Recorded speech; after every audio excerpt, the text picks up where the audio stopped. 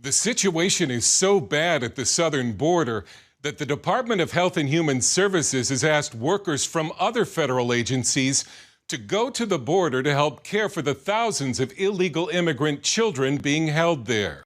The border surge is breaking records.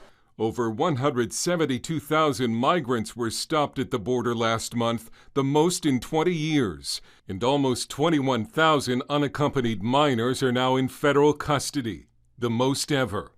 Texas Governor Greg Abbott says we're seeing the consequences of the Democrats' rhetoric on open borders and Joe Biden's policies. If you go back to the Democrat presidential debates, every single one of the Democrat candidates said if they are elected, they will have open borders and they will be giving things for free to anybody coming across the border. This problem will continue to get worse because of the policies that have been adopted by the Biden administration. Abbott points out that even some Democrats are pushing back against the Biden White House. And he says what would stop the surge would be a return to the border policies of the Trump administration.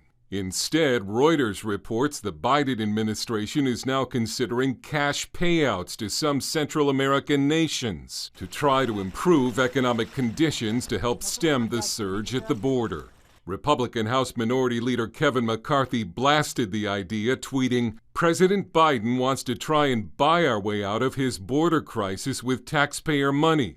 The administration is spending $60 million a week and now wants to launch a cash transfer program in Central America. This insults millions of Americans who are out of work in our country."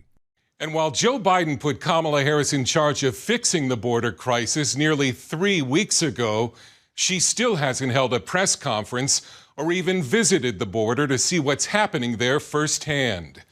Dale Hurd, CBN News.